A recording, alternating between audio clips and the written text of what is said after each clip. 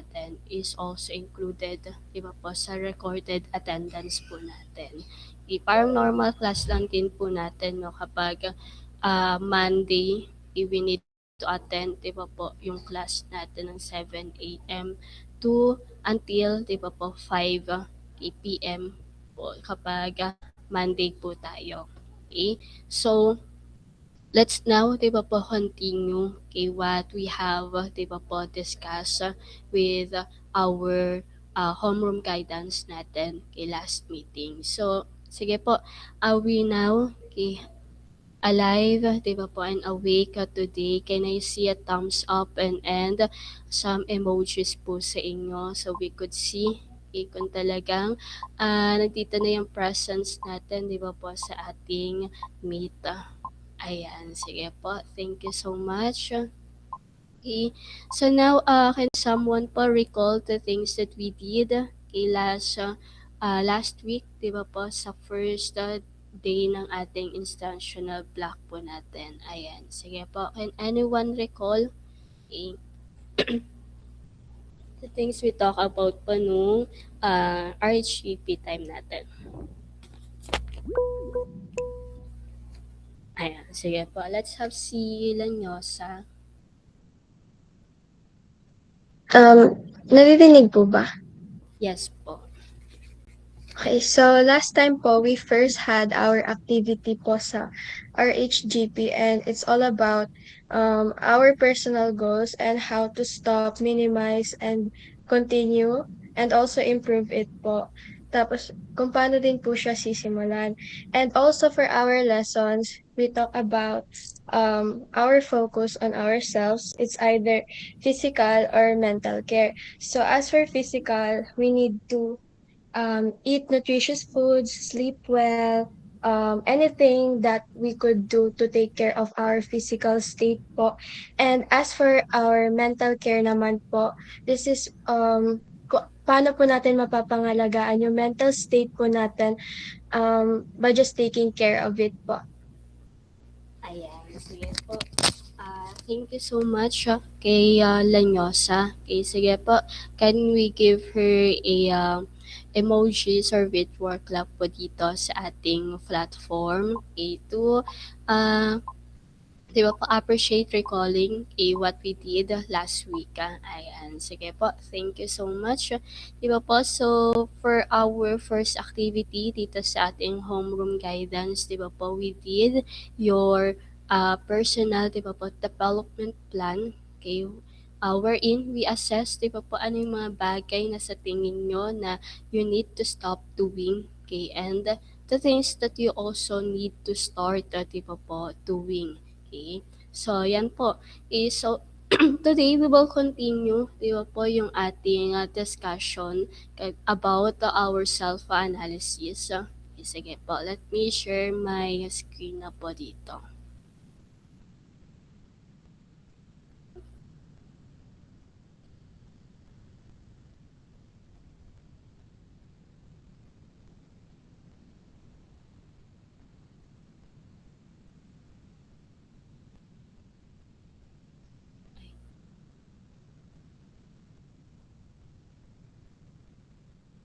Sige.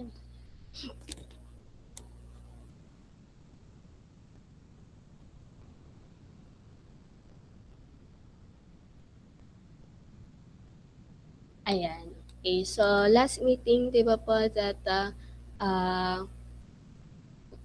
we started, di ba po, discussing the different dimension, di ba po, on ourself. Okay, dimensions in our life, okay, that we need to give focus. Okay, nandiyan ngayon number 1 natin yung ating physical, di ba po, aspect of physical health natin, di ba po, like what Lanyosa, di ba po, recall, okay, we could do, di ba po, a lot of things to take care of our physical state, okay, getting enough sleep, di ba po, okay, and also, di ba, engaging, di ba po, in different physical activities, di ba po, and okay, taking, di ba po, enough nutrition para sa support, di ba po, to maintain the energy ng ating physical state. Okay, aside from that, di ba po, sa ating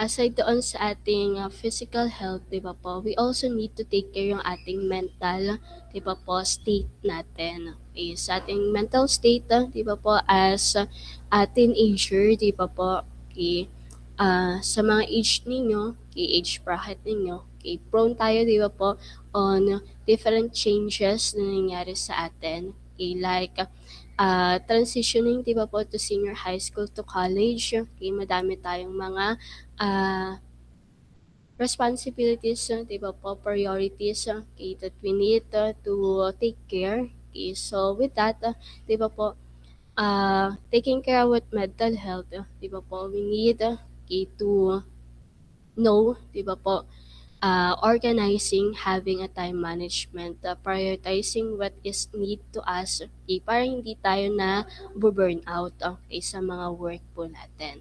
Okay, then next, aside from mental health, another dimension of our life, ito yung ating emotional. So sa emotional, we also need, di ba po, to have yung ating or to develop yung ating emotional development natin. So with this one, di ba po, ah, kailangan, 'di ba po, natututunan na natin o nagiging aware na tayo sa ating mga feelings, how to handle our emotions, so, 'di ba po? So, sa atin, 'di ba po, as nandito na tayo sa ah, phase ng ah, facing, 'di ba po, yung ating college life, adulting, malapit na sa atin, 'di ba po? So, we need, 'di ba po, to master, 'di ba po, how to handle our emotions. Hindi lang yung ating emotions, 'di ba po? As well as we need to be aware, 'di ba po, dun sa emotions ng ibang tao, 'di ba po, na nasa paligid natin. Kailangan marunong natin tayo, 'di ba po, tumingin kung ah, ano yung mga feelings, emotion around us, 'di ba po? Kung appropriate pa ba siya, 'di ba po, gawin, okay, within our school, okay, in the work setting natin, okay, ganyan po. Okay, so we need, 'di ba po, to develop, 'di ba po, okay, our emotional, okay, aspect or dimension of our life po natin.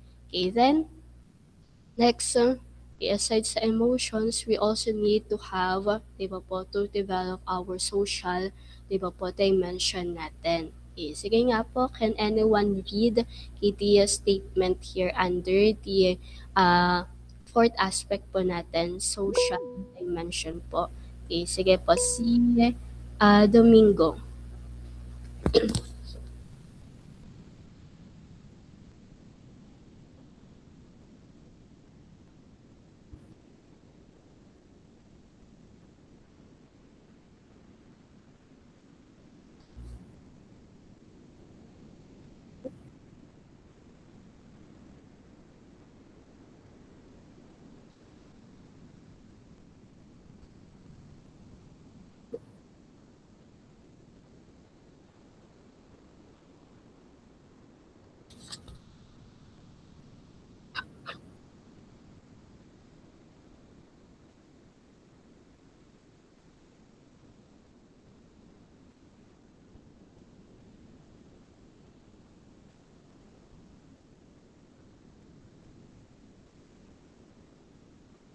Ayan, sige po.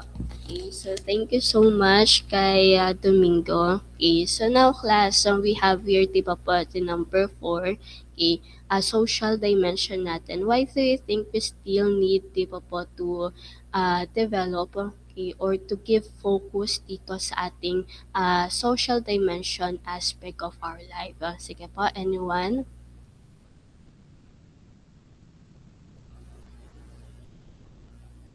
Ayan, bakit po siya kasama dito sa atin that we need to give focus?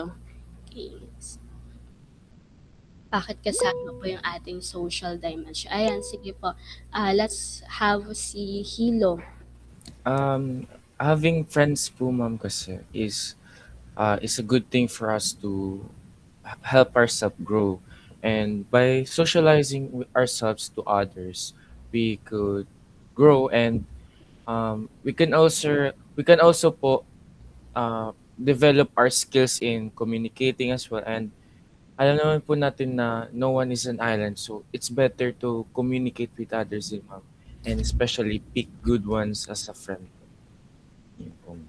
Ayan, sige po. Thank you so much. Maganda yung narinig nating answer kay Hilo, no? So, let's give him, di ba po, a virtual clap or any emojis po dito sa atin. No, ang ganda ng explanation, di ba po, na narinig natin kay Hilo. Di ba nga po, according dun sa mga science subject ninyo, di ba po, we classified as, di ba po, human beings as social individual, 'di ba po, in our society, okay, 'di ba, na we are meant, 'di ba po, to interact with others. Kaya nga, 'di ba, sabi ni Hilo, no man is an island. Okay, so inclined tayo, 'di ba po, that to interact, 'di ba po, with the other people. Okay, kaya isa sa mga mahalaga, 'di ba po, na bigyan natin ng pansin at i-develop yung ating social. Okay, kasi hindi naman lahat, 'di ba, ng learnings natin ay makukuha natin with our own, 'di ba po, effort. Okay, meron din tayo, 'di ba po, na matututunan o maggo-grow din tayo if we, 'di ba po, interact with the other people. Okay, katulad ng mga elders natin or someone, 'di ba po, ng mga leaders sa ating mga community. Okay, so dito sa ating social, 'di ba po, dimension natin, okay, what we need, 'di ba po, to keep in mind or to be aware is kung sino, 'di ba po, yung dapat nating samahan. Like for example, sa mga group of friends po natin o sa mga peers po natin.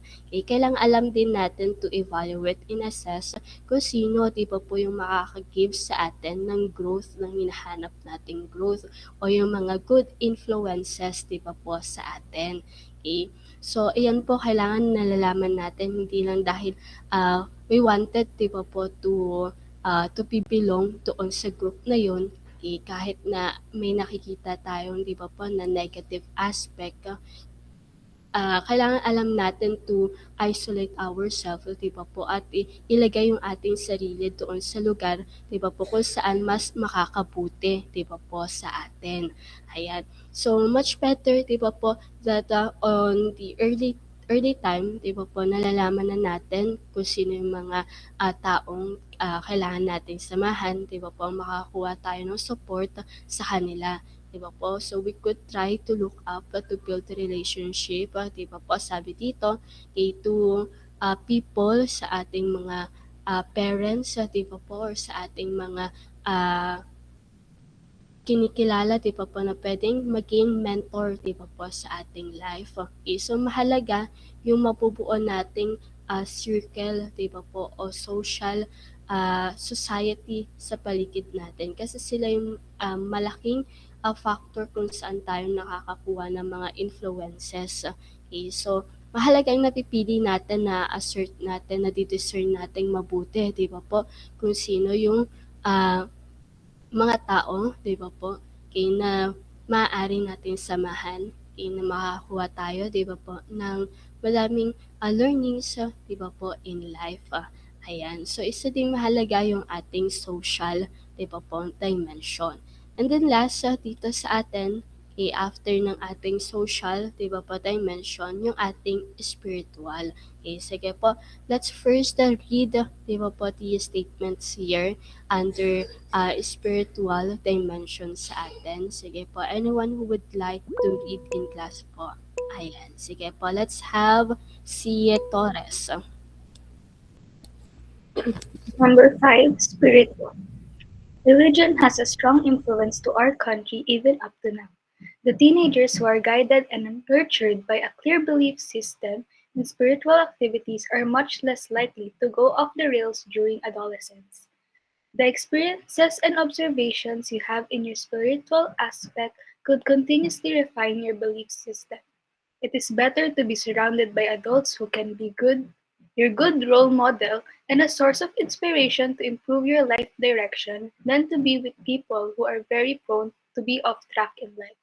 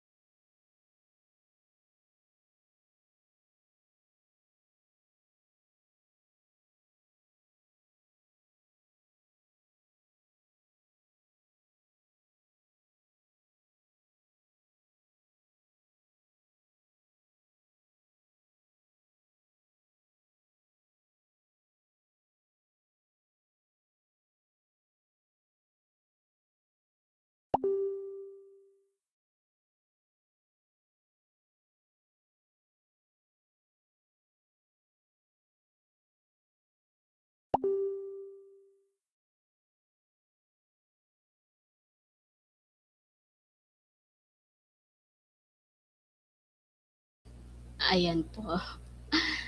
Naka-mute pala ako 'no. Okey, sige po akala ko wala na, nakatulog na kayo dito. Sige po, ayan 'no, number 5 po natin, yung ating spiritual, dimension po natin. So with this po, anyone who can give, their opinion or insights po, why we still need, 'di ba po, to develop yung or to give focus sa ating spiritual aspect or dimension in life po. Sige po, anyone? Ayan, sige po, let's hear from Innumerable. Hello po. So, I think isang like important na aspect po ito sa life po natin, since if may proper relationship po tayo with God or may proper understanding po tayo sa mga sinasabi po sa religion natin, then and pag sinasabuhay po natin yung mga teachings na yun, then it will lead to a much more peaceful life and a much more peaceful understanding sa world po natin, kasi um, mas may understanding na kasi tayo sa religion natin and sa mga sayings nila. So, if may proper relationship rin tayo with God and lagi tayo nagpa-pray or things like that, it would just make you feel more peaceful talaga, and um, parang it will also help you to have a direction in your life, kasi may mga teachings rin sa mga religion natin on paano maging mas like paano natin mas malalagay sa right track yung buhay natin. So if ma-apply po yun, then we'll have, as said po dito, we'll have a better direction in our life, kasi meron pa tayong higher power na nag-guide po sa atin. Ayan, sige po, thank you so much kay Innumerable, 'di ba po? Ang ganda din, 'di ba po, na narinig nating explanation, 'di ba po, sa kanya.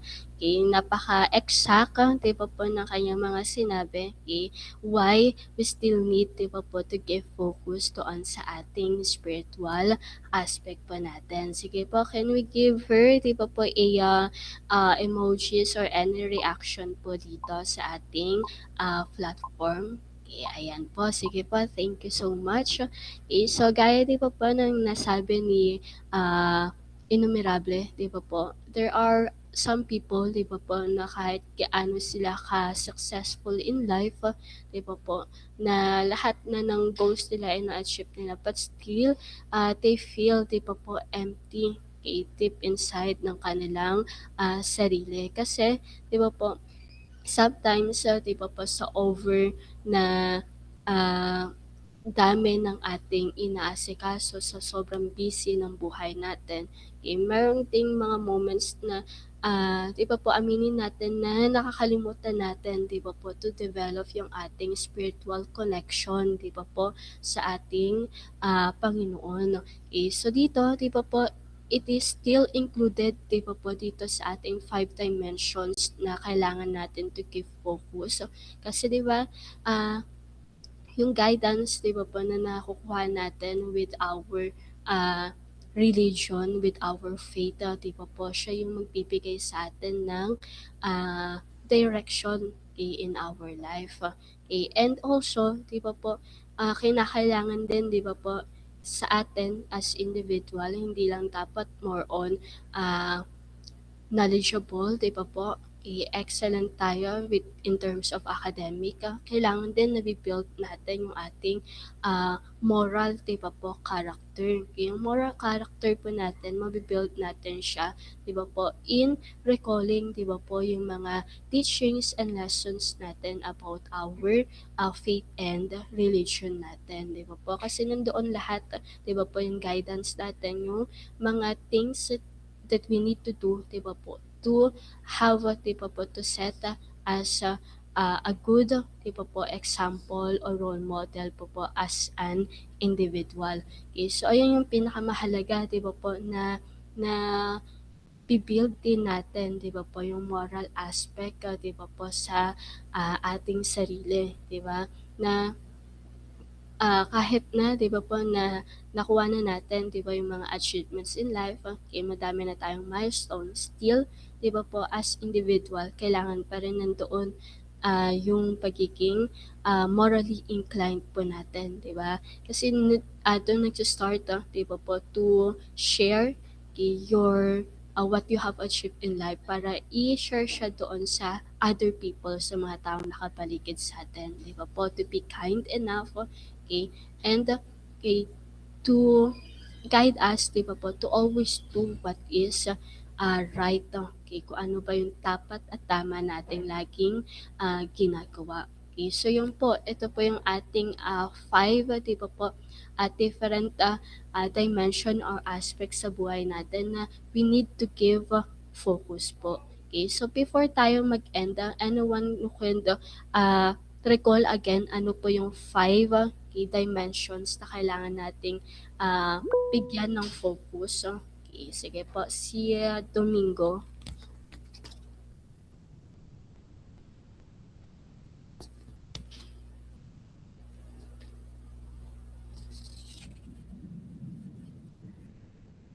Sige po.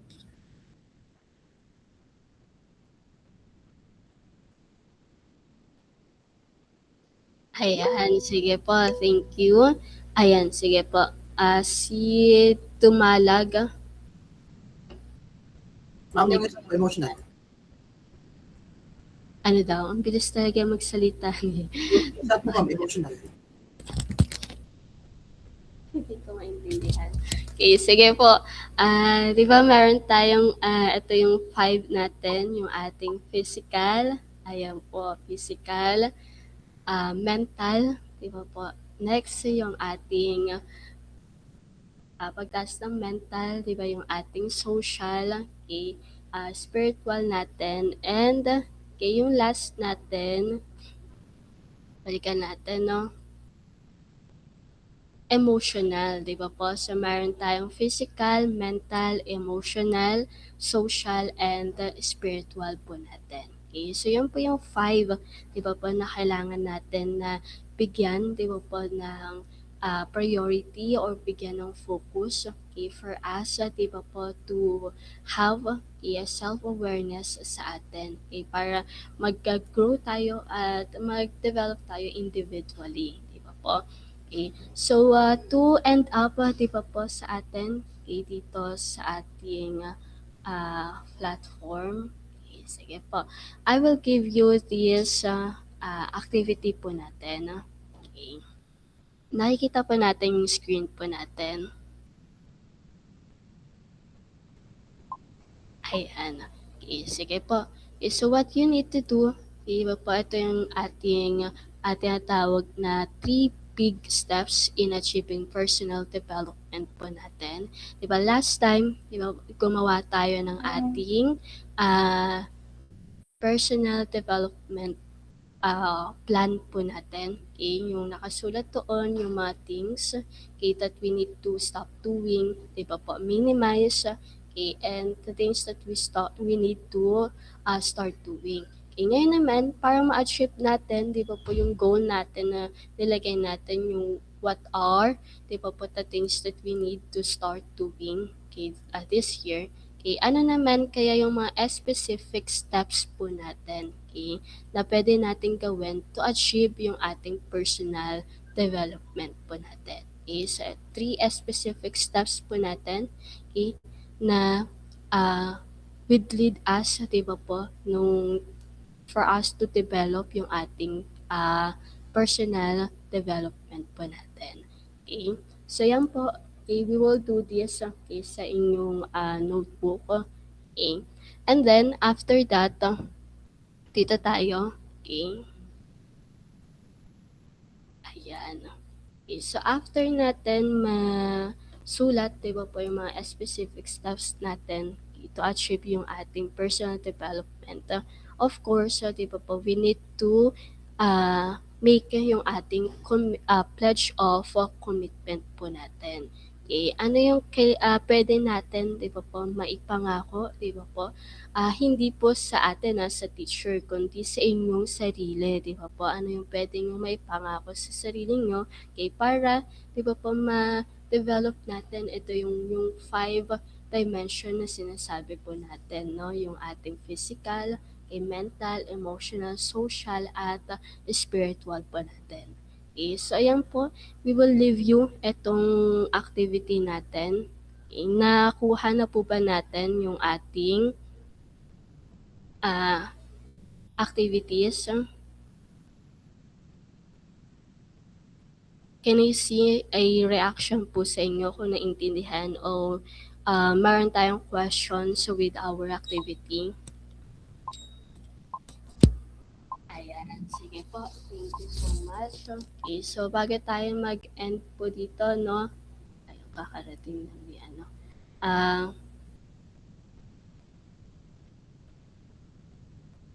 Few reminders muna po tayo, no? Okay, bago natin i-end itong meet natin. Okay, sige po.